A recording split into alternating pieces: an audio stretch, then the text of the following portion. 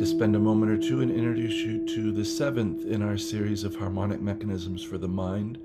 What I've just played here is the seed for an entire row of things that we could play. We're going to be looking at, in each instance, at a 10th.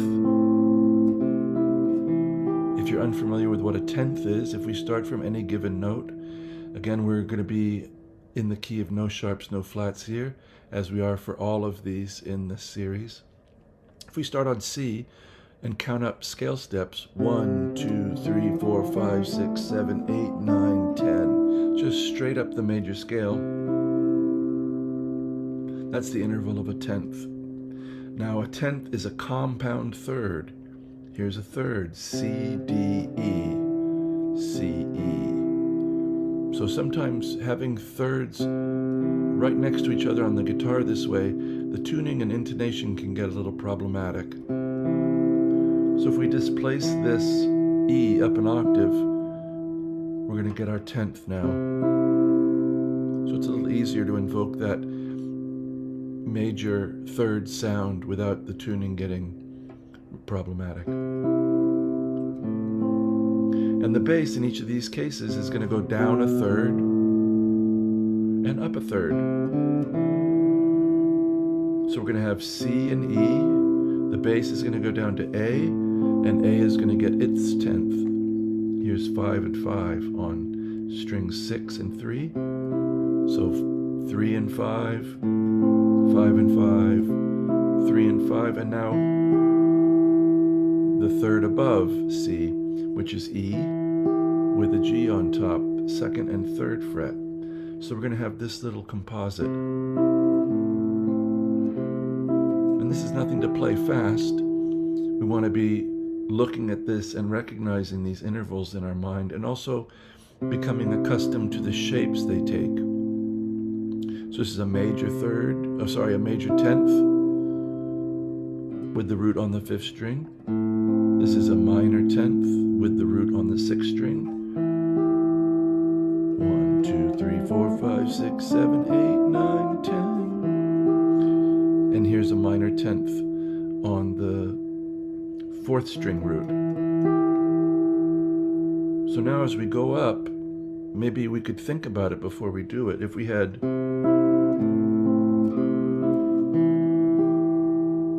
so our next 10th up from C, if we move up linearly through the scale, we're going to have C and E are going to become D and F. I hope that makes sense. So if we move everybody up, D and F. So now we have a minor chord, or a minor 10th here on the 5th string. This was the shape for a major 10th. Minor 10th here at the 5th and 6th frets.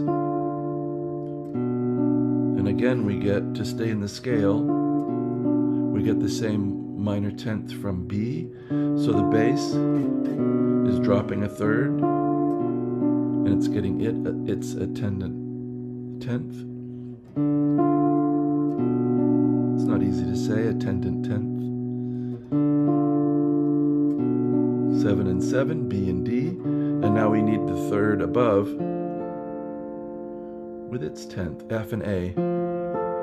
See, that A is already bothering me a little bit. A little sharp. So whenever you're sharp, I think I've talked about this before, whenever you're sharp, pull on the string before you're inclined to use the peg. Try to bring it down by pulling it.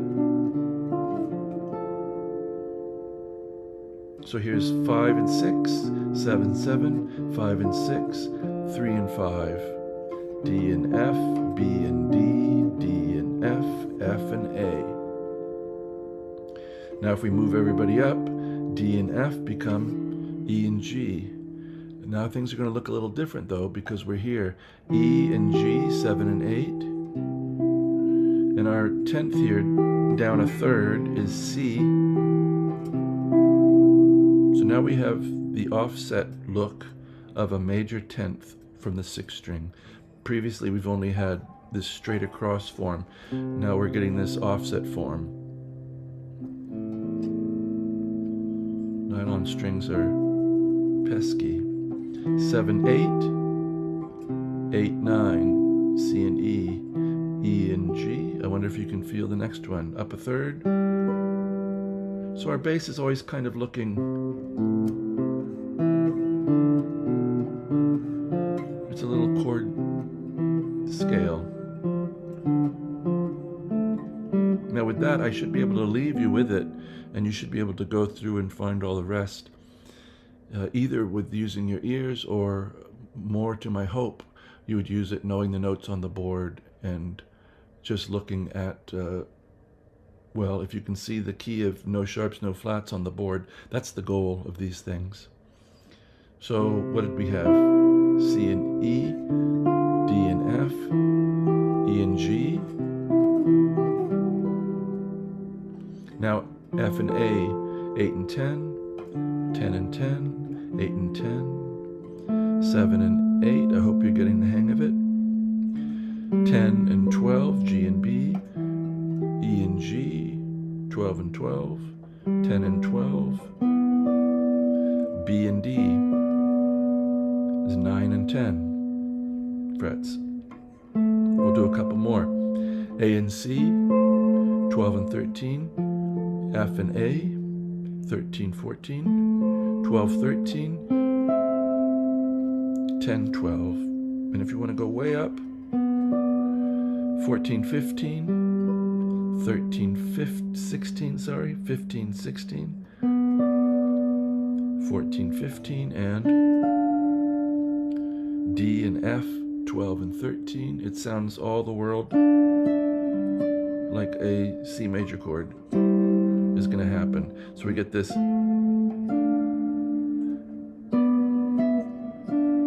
That sounds like G7 to my ear.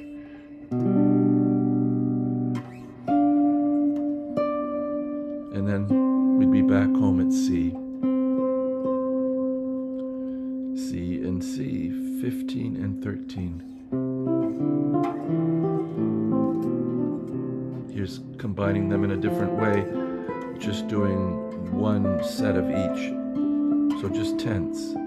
Very powerful interval, particularly if you want to improvise in a contrapuntal style.